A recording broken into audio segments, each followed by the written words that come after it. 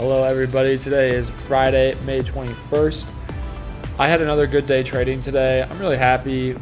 Well, I won't say I'm really happy with my performance. I'm happy I put 2 good days of wins together, but the gap between what I did today, how much money I made, and how much money I could have made is significant.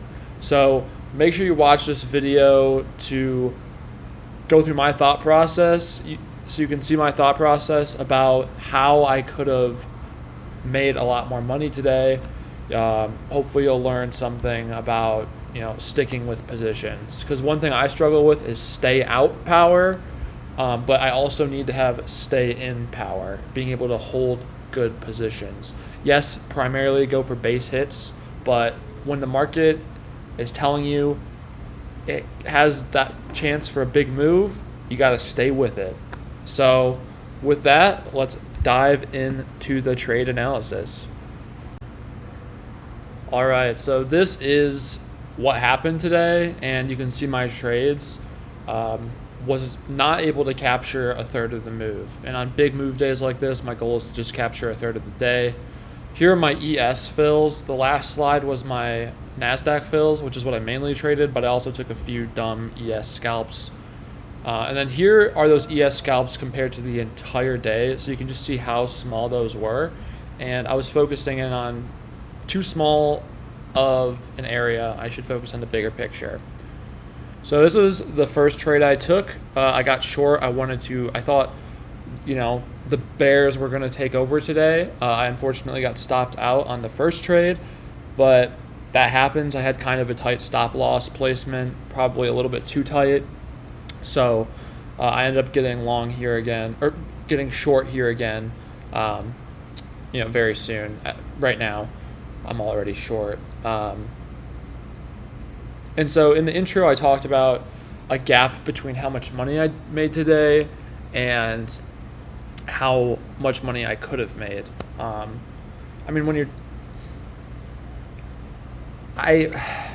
It's hard to talk about, I guess, just to because I struggle to find the words for it, because it's really so simple. I know what I have to do, I just have to do it, and just doing that thing is hard. Yes, you don't want to think about the money. Yes, you should just walk away. Generally, that's a good idea. But yeah, so I had stuff all the way down at 420. The foresight, that's an intuition. I just had a feeling hey, if this thing goes down, it could really push down. Especially looking at the hourly chart. That's where I get my bias from. I really want to rely heavily on the hourly chart.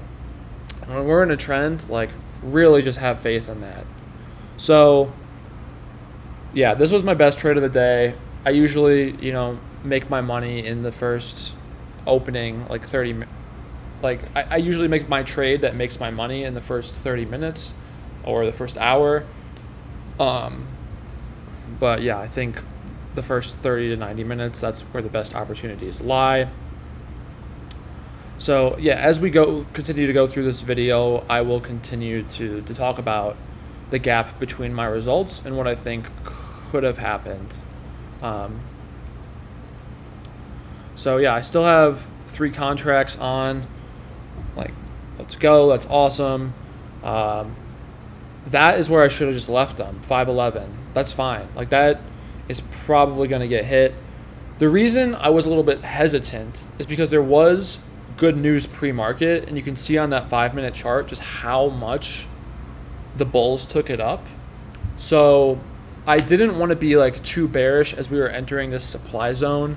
I thought it made sense to trim my position, get out, and then maybe go for a long, just see what happens. Now that's fine. I did have the intuition that this could go down a lot, but I also think my thesis of hey, it makes sense bears are going to fight and push it down. The bears have been dominating lately. But the bulls, they're tired of it. And, I just kind of expected them to come back a little bit. So, yeah, it pushes down further. And I'm at this point, I'm thinking shit, I should have Should have held, damn it, whatever. It happens. Still not a big deal because I haven't missed too much of the move. I've still captured most of the move that today has made. And at this point, I'm thinking like, all right, we're in supply zone. Like bears have, or maybe like if bulls are going to come back, like they're going to come back probably now. But the bears have sold off really sharply, and on those moves that go up, they can just plummet like way harder, and that's kind of what happened today. So I make my long. I think bulls are going to take over. I pushed it down hard. I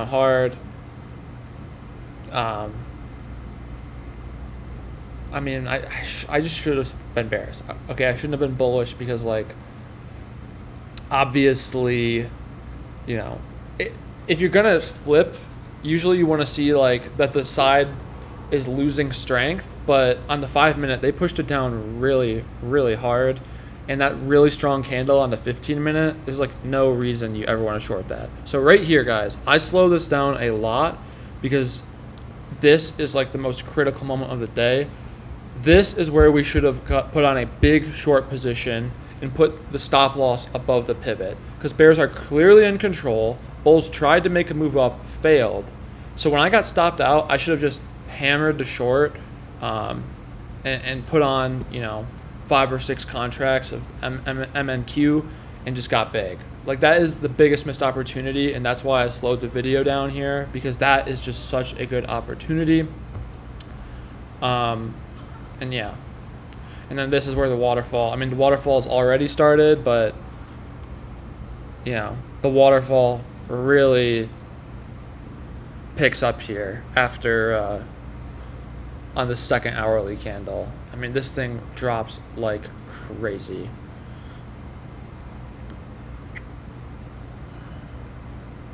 And yeah, guys, I cut out a lot of these bits where I journal on Excel, but sometimes I leave them in.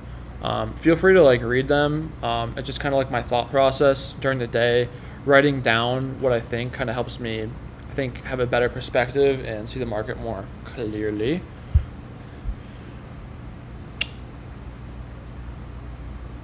And here, like, could get short and put it above that little cluster. That would be good.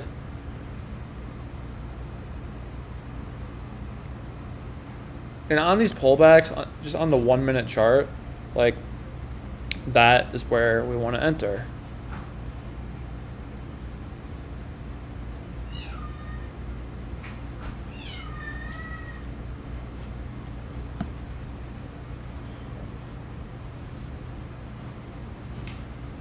All right, so this was a silly long.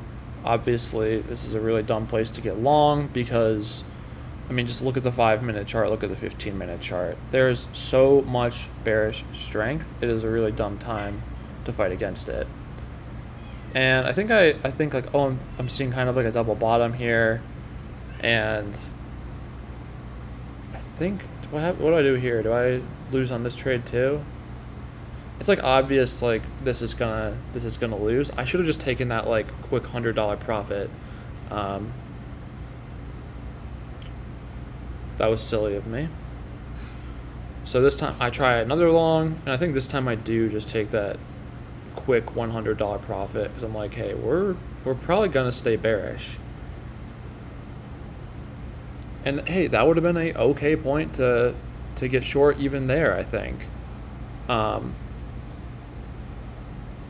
It's looking like less, like obviously it's slowing down a little bit because of how much it just flushed down. Look at how far below the Keltner channel the NASDAQ is. In my Keltner channel settings, I have MACD and Keltner channel settings to what Adam Grimes has, and I think Linda Raschke uses those too, but it's a 2.2 distance for Keltner channel, 21 or 20 moving average, and then the MACD settings, you can look them up, but I don't know what they are off the top of my head, but it makes it react a lot more quickly.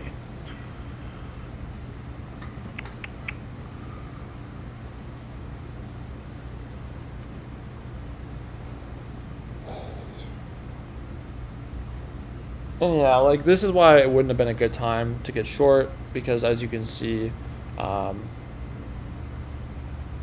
oh, I had a nice ES scalp there. I didn't say that, um, but like the Bears lost momentum, right? So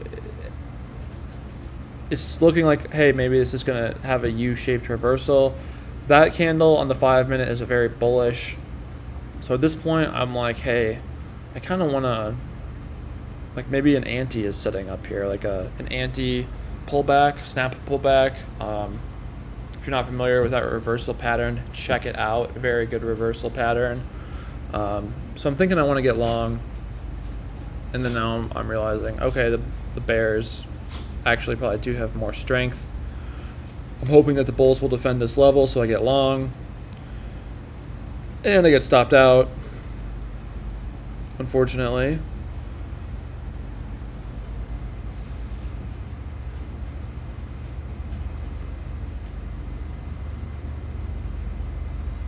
And what happens here? I think we go lower. My the stuff I recorded is almost finished up. And so this is my last trade of the day. I thought I was going to be done trading those buys, but I looked and I saw, all right, it actually looks like it's turning around here pretty good. This is looking pretty bullish. So I get in with like, I think I go up to 5. I started with 3. I ended up going up to 5 contracts, and boy, do I wish I just held this all day, because I think we went all the way. We might have gone up another 200 points from here, but obviously at this time I did not. I thought, hey, they have some more room to go up, but they're not going to recover everything that dropped today. I mean, that's crazy. I couldn't believe how hard the Bulls came back. I mean, this has got to be an all-time reversal period after a sell-off like that. So I started trimming my position. Shouldn't have done that. It was too early to. Should have just stuck with it, set and forget, walk away. But still happy that it was a winner. I don't know how many R's I made. Maybe it was like a 1R trade, but we'll take it, right? Like, I'm happy with that.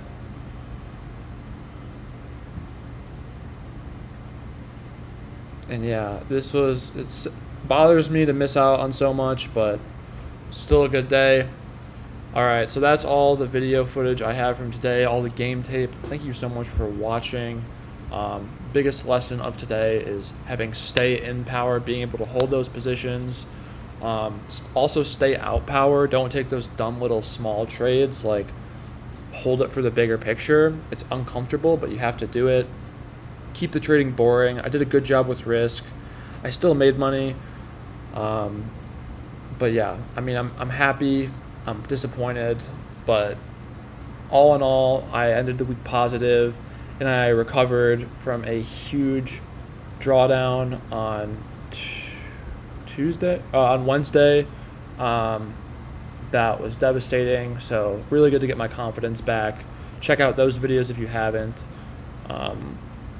Leave some comments on this video.